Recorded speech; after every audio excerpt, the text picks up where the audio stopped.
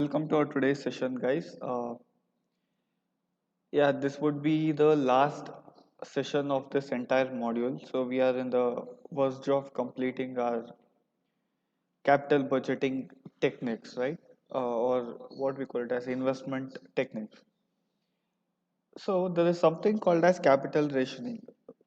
Whenever you want to invest, or whenever you want to uh, have a investment, or if you want to select a particular project, there might be various issues, or I mean issues, rather than telling it as issues, we can call it as there are certain constraints of each and every project, or a asset, or I mean whatever it is, whatever the investments you want to make.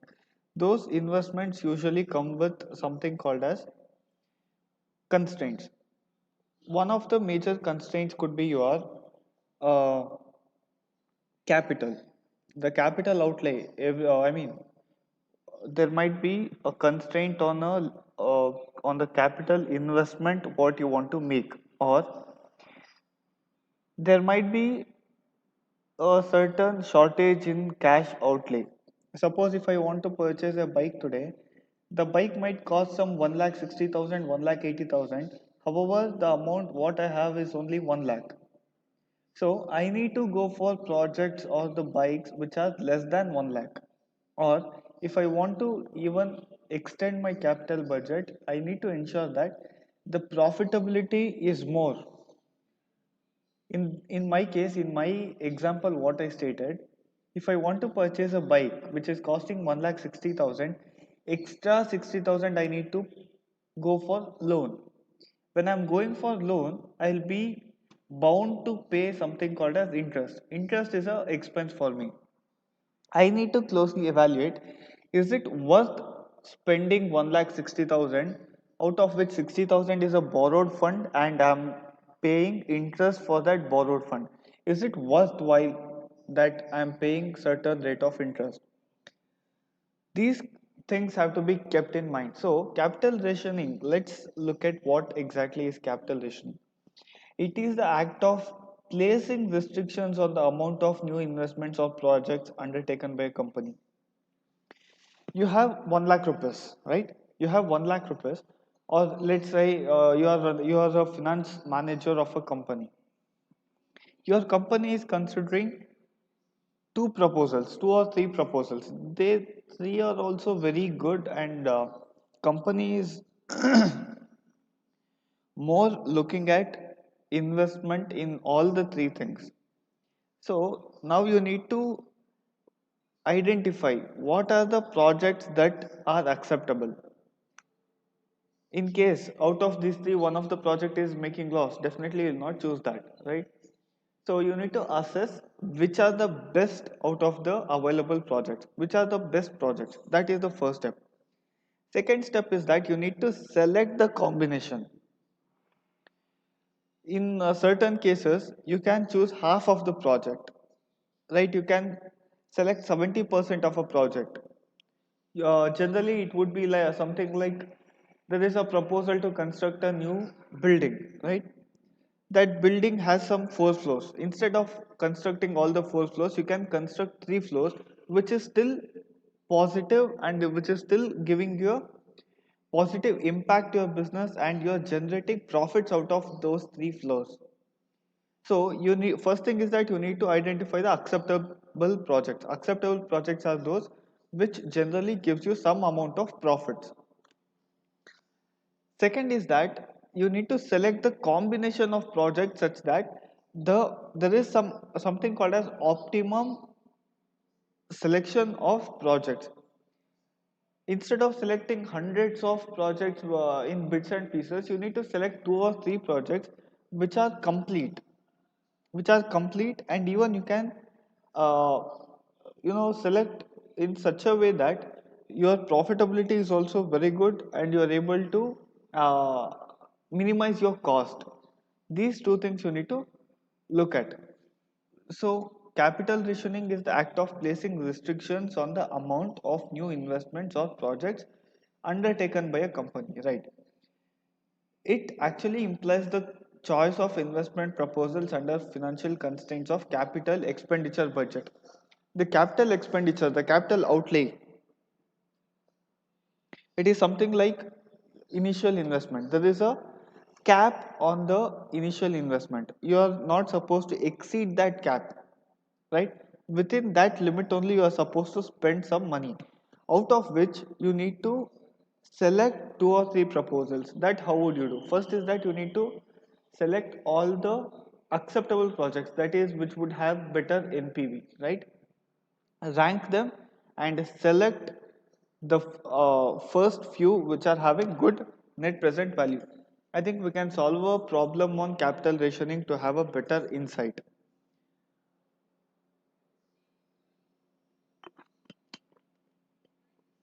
They might ask you a 3 marks question. What is the meaning of capital rationing, right? So you need to write all the above points and explain. So this is about all the theory concepts of this module. Now what I will be doing is that, uh, so now that we have completed studying all the capital budgeting techniques, correct? Let us apply all the capital budgeting techniques into a single problem, so that you'll understand how are they all different. That is first thing. Second thing is that it gives you a revision of all the capital budgeting techniques what we have seen in the past. So let's start with an example. So I've taken expected cash flows. Expected cash flows of a project are as under. What do you mean by zero? Zero means that initial capital outlay, right?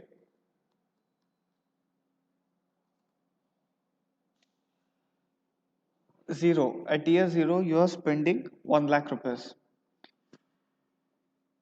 First year, you are having a cash inflow of 2000. All the positive things show that there is a capital inlay.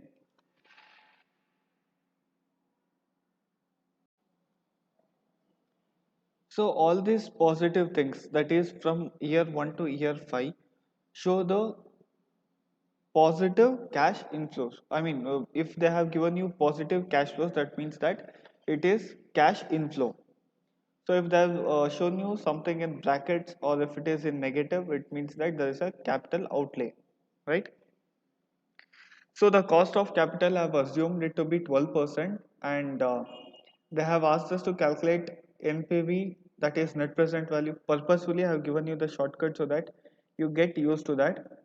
NPV is nothing but net present value, PI is nothing but profitability index or benefit cost ratio. IRR is nothing but your internal rate of return. MIRR is nothing but your modified internal rate of return. PBP, you know, payback period, and DPBP is nothing but discounted payback period. So we'll start with net present value. Right. So here they have given you given us a table, right? Let us start writing it in a table.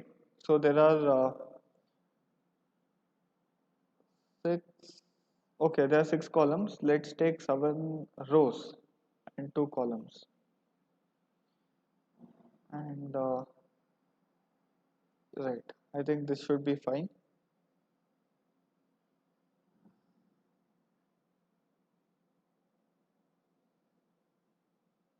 Right. Orders. Yes. Here, cash flow,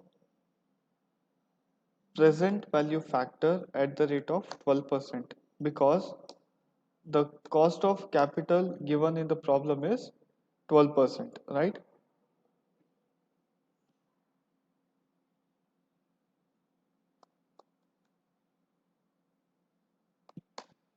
Right. Cash flow.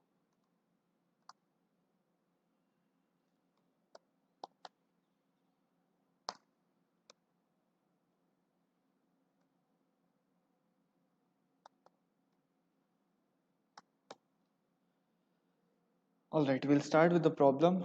Year 0, you have a negative cash flow, that is your initial outlay, right? I'm copying whatever is there in this table. I'm just writing it uh, in a transposed way, right? 20,000. Second year it is 30,000. Third year it is 40,000. Fourth year it is 50,000. And last year, that is fifth year, it is 30,000. Probably I think we will, might need one more column, sorry, one more row. Insert column below. So insert rows below.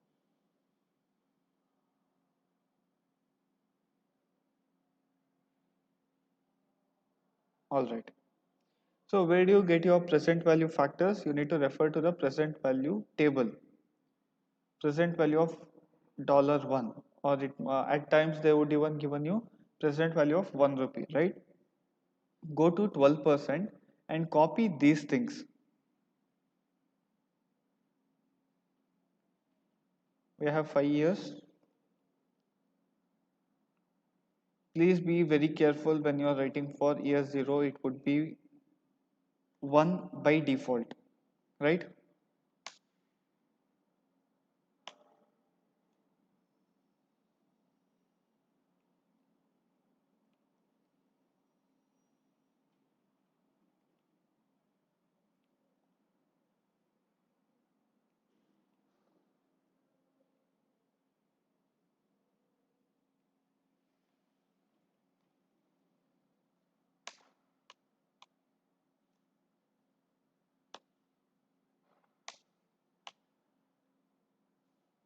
Right. All right. I think now it seems fine. So present value factors, we have taken it from present value table respective to the 12%. That is your cost of capital. Now, the next step is that you need to multiply all the cash flows into the present value factors. 0.893 into 20,000.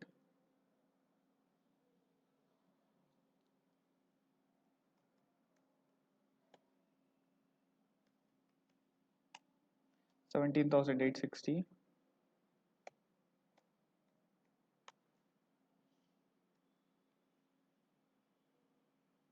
is 30,000 into 0.797, 23,910,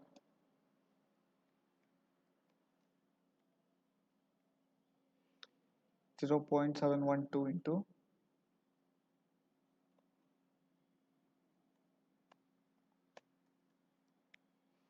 40,000, sorry, 28,480,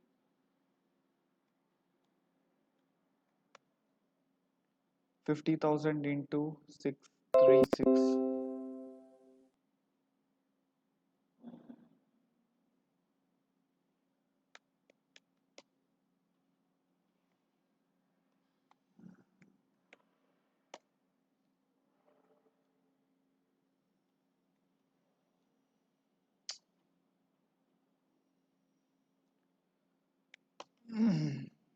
Last is 30,000 into 0.567, 17,010. Right. Now we shall add all the present value cash inflows. That is nothing but your net present values formula. What is net present values formula? It is nothing but present value of cash inflows minus present value of cash outflows. Correct? PVCIF minus PVCOF. That is present value of cash inflows minus present value of cash outflows. So we shall add all these things first. 17,010 plus, we'll start from the beginning. 17,860 plus 23,910 plus 28,480 plus 31,800 plus 17,010. So you are arriving at 1,19,060 of present value of cash inflows. How much is it? 1,19,060, right? Minus your present value of cash outflow remains the same. You are arriving at a positive cash inflow, that is 19,060, which means that you can accept the project. You can go ahead and accept a project because it is showing you a positive net present value, right? So this is about your net present value. Coming to your PI or benefit cost ratio, which is equal to present value of cash inflow divided by present value of cash outflow, right? Which is equal to what we have already calculated. Present value of cash inflow is nothing but 1,19,060 and present value of cash outflow is 1 lakh, correct? So this might come up to some 1.19, which is above 1%. I'll write the inference. It means that profitability index is greater than 1. Hence, the project can be accepted. So this inference part is very important, which you need to write in your exams. You need to, I mean, the final decision what you are taking, you need to mention it, right? So let's come to the next one. We are done with NPV, profitability index, and next we'll start with IRR. So how do we do with IRR? Internal rate of return. Can we open an Excel and try to find which of the uh,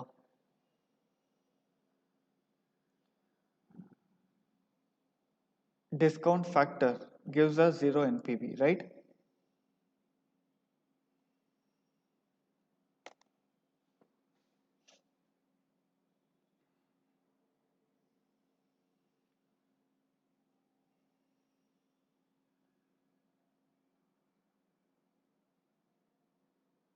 All right. So let's copy the cash flows. Let's see if we can import this entire table to the Excel. Awesome.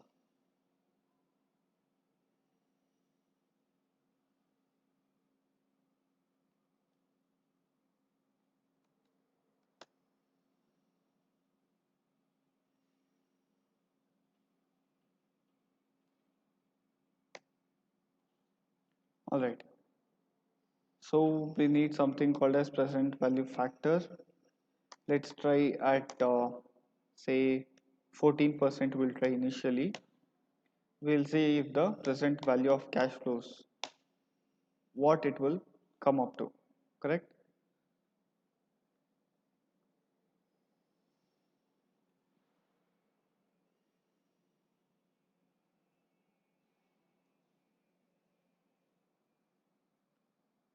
So this will remain as 1. So what is the formula we have learned? It is 1 divided by 1.14 in this case because it is 14% rate of return. I mean the cost of capital is 14% to the power of whatever the year is, right?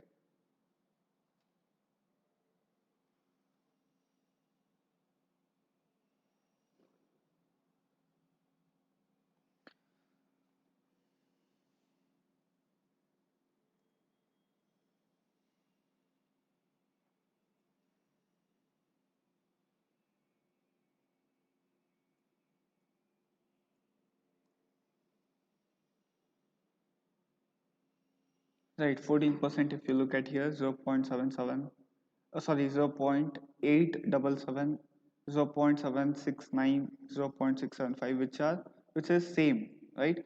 You can, when you're solving in your exams, you can just copy it from the present value table. Since I cannot copy it here, write it, and calculate for each and every percentage, uh, I just feel it is comfortable for me to solve using Excel. So that is the reason I've calculated the present value factors on my own, which is as good as copying it from the present value tables. In exams, you need to copy it from your present value table and multiply with the cash flow and write it in the present value cash flow column. So this is not nothing but multiplication of these both.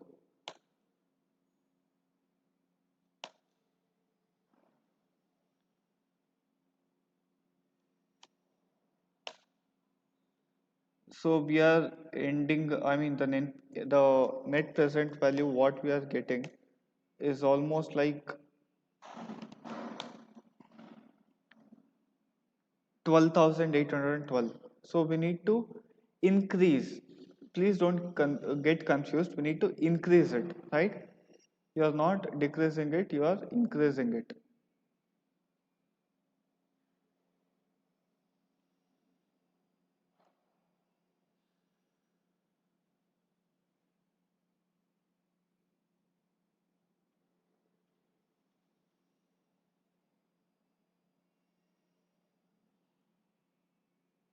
Right.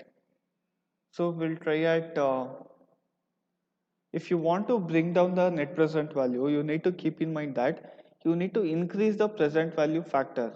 For example, we have taken 14% and we have ended up getting net present value of 12,812 approximately, correct?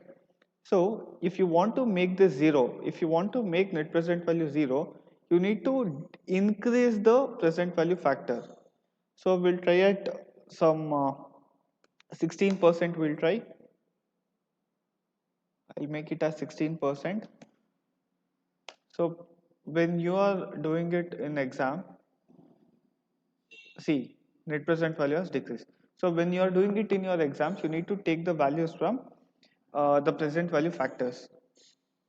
So if you want to check for 16%, it is 0.862, 0.743, 0.641, which is as good as what I have calculated, right? So still we are getting a positive cash inflow. I mean positive net present value. I'm sorry, it is positive cash inflow. So we'll try it at we'll add two more percentages. At 18% we'll check.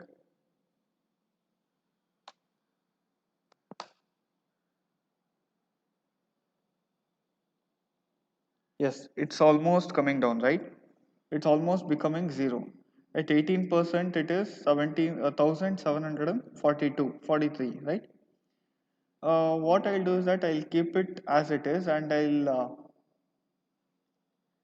check for the next percentage. That is, I'll see if it is working fine with 19%. If we put 19% here, let's see if we are able to get zero net present value, right?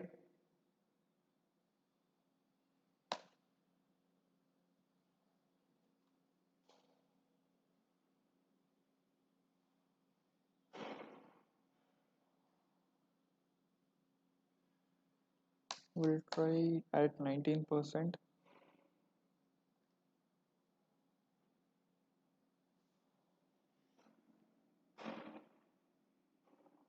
Right, we'll see the present value of cash flows.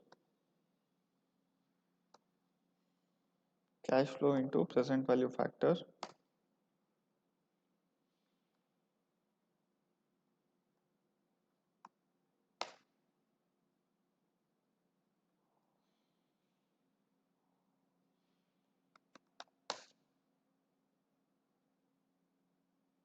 Yes.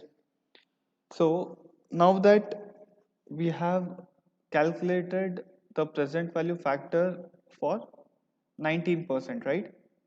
For 19%, we are arriving at net present value of minus 767 minus. However, for 18% it is 1742. So what are we I mean what is our insight about this thing? It means that the internal rate of return lies between 18% and 19%.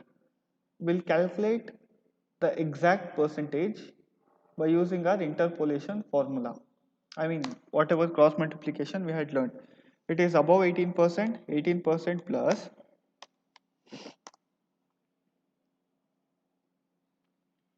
So for 1 year, sorry, for 1% increase, there is a difference of,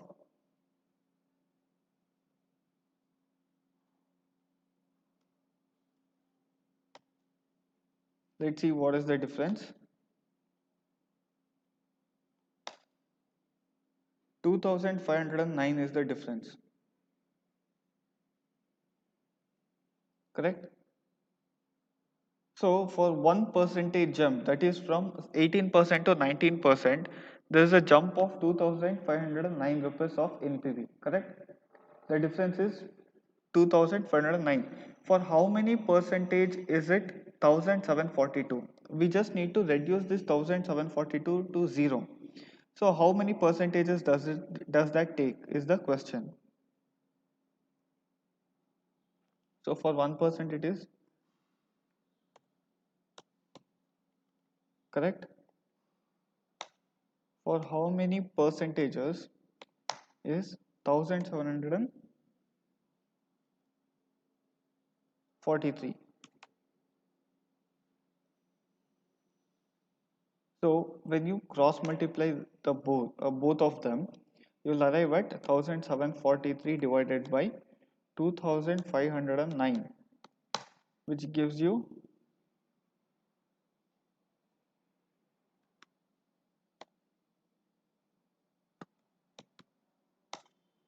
0.69.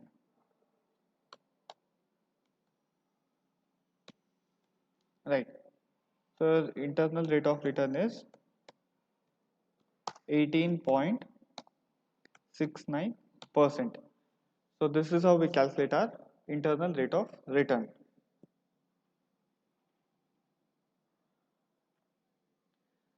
So we'll start with our next method, that is MIRR. What is MIRR? MIRR is nothing but modified internal rate of return.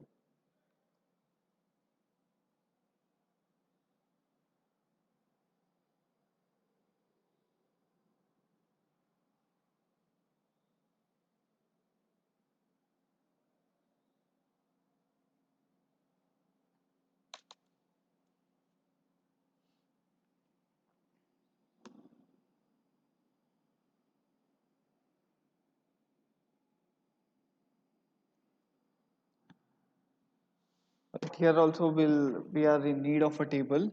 We'll just transpose these things, right? Or else we'll just take this table, whatever we had already done.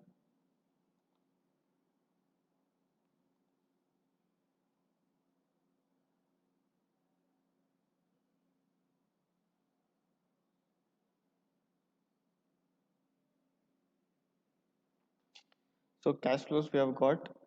What is the next thing we are? Uh, we are not writing anything like PV. Present value factors or present value cash flows.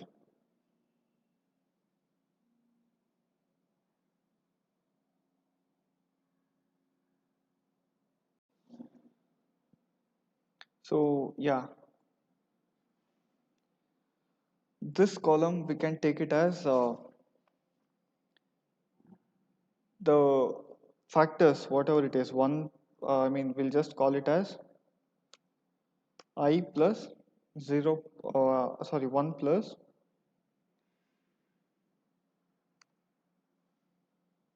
R, right? Whole to the power of, if it is, you know, it should be like for first year it would be 4. How many years left? So we'll just mention it as K minus N. 1 it will be, yeah, 1.12 r, you guys know, to the power of,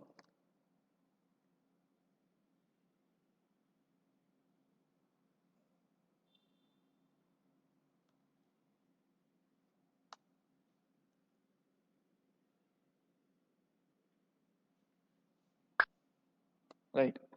uh, in this case I think we'll just have to take it as I mean as it is, because it is a cash inflow, sorry, cash outflow. So for second year it will be 1.12 to the power of 4, correct? Next year it will be 1.12 to the power of 3.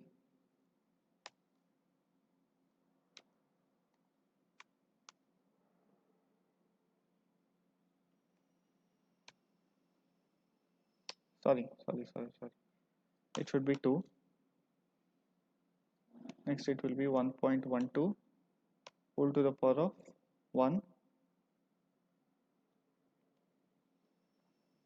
Last year it will be 1.12 to the power of 0.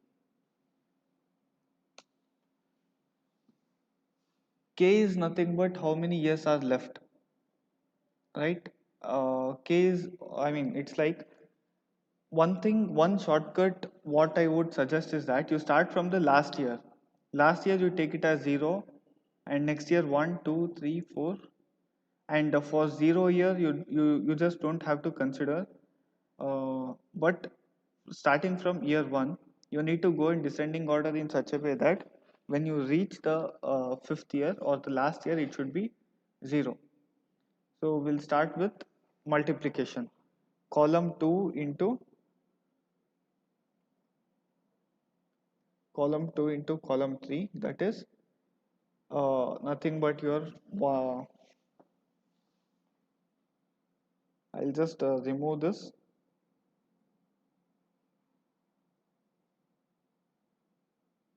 right? 20,000 into 1.12 to the power of 4.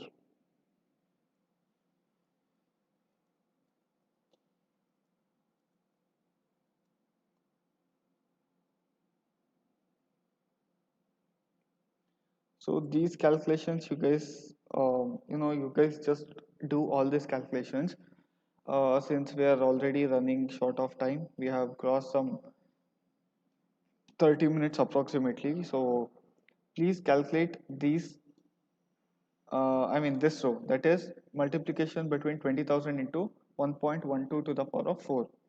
So this total will be uh, somewhere between 2,09,790, right?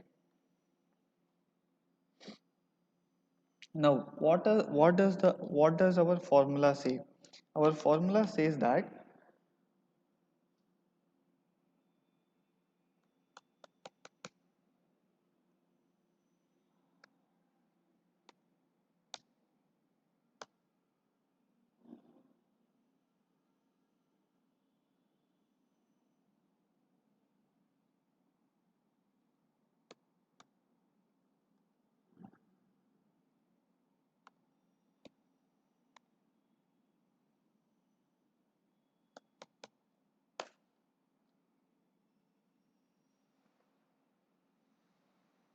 so now you need to solve for R. So this is the formula to calculate MIRR.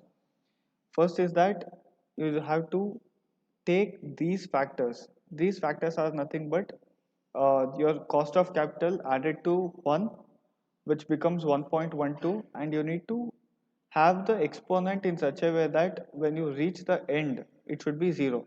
So you can start from bottom 0, 1, 2, 3, 4.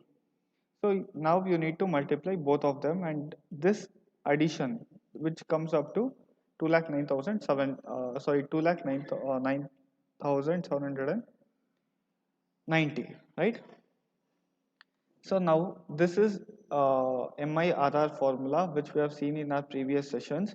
So once you solve this, you will arrive at Since I don't have pen and paper to write it and show each and every step, I'm just writing the answers. Please solve it on your own.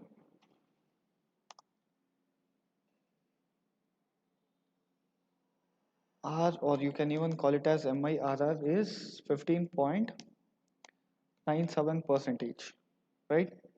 So if you solve this equation, you will arrive at 15.97 percentage. Let's start with payback period. So again, we'll copy paste the same table.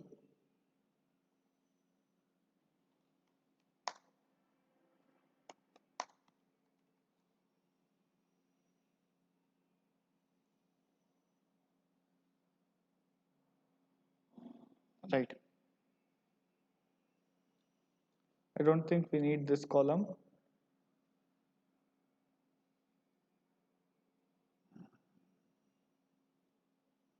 Oh, oh, oh, oh.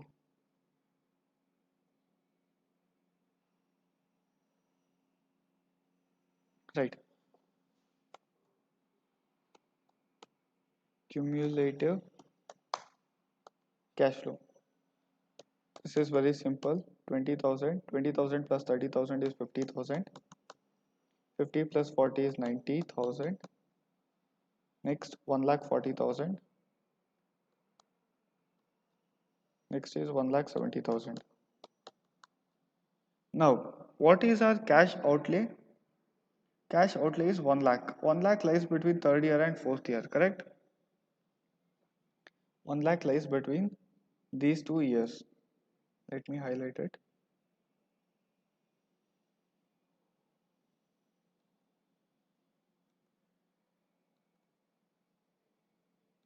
Yes.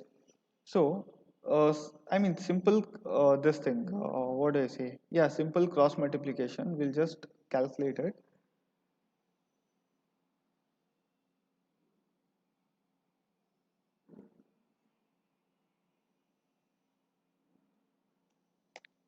Yeah.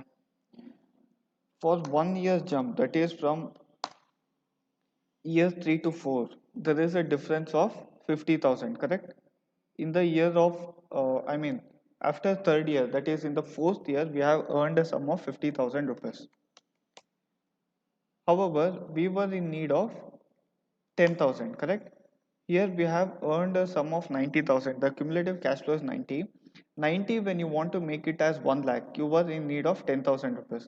How many years will it take for 10,000?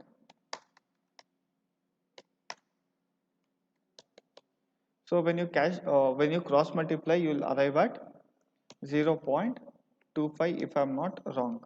25 or 20? I think it is 20, right? Yeah, yes, perfect.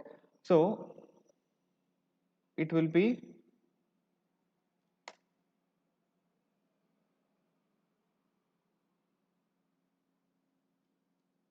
let me decrease the font. Yes. So our payback period will be 3 years plus 0.2 years, which will be 3.2 years. Sorry. So payback period is 3.2 years. Coming to payback, discounted payback period.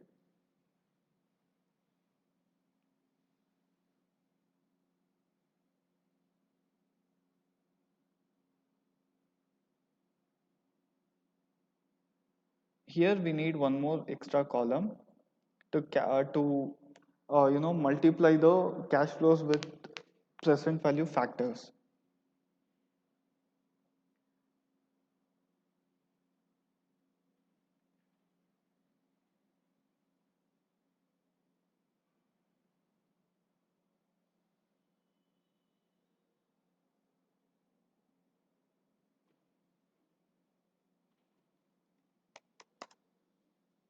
Our cost of capital is 12%.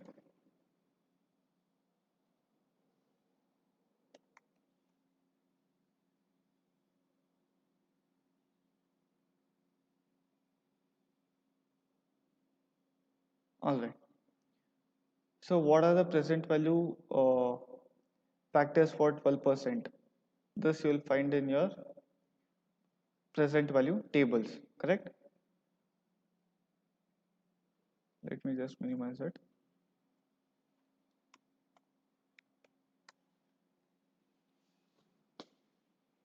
I think we have already taken it somewhere. Yes.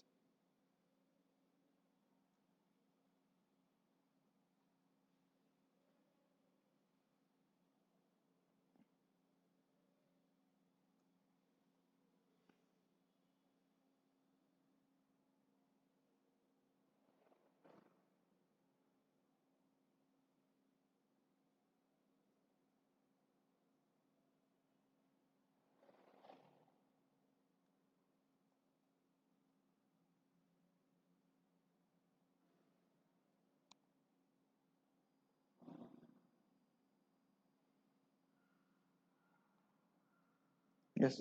Now you start accumulating the present value cash flows.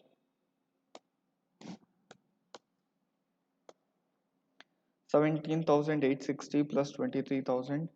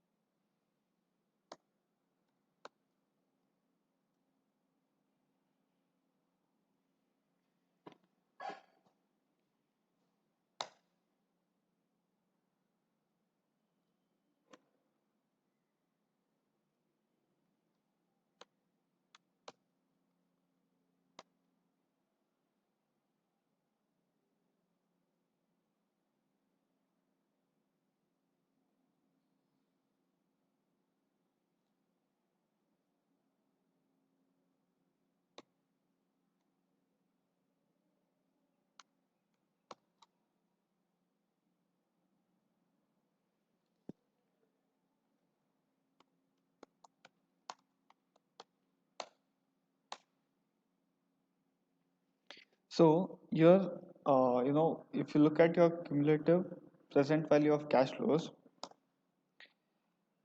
it is evident that your discounted payback period lies between third year and fourth year. It is much more than third year, but slightly less than fourth year.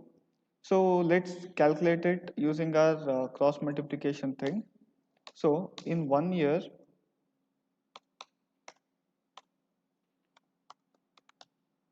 we have got a increase of 31,800, correct?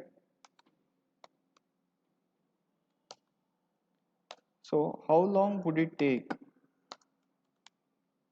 for 70,250 to become 1 lakh? It is approximately 29,750, correct?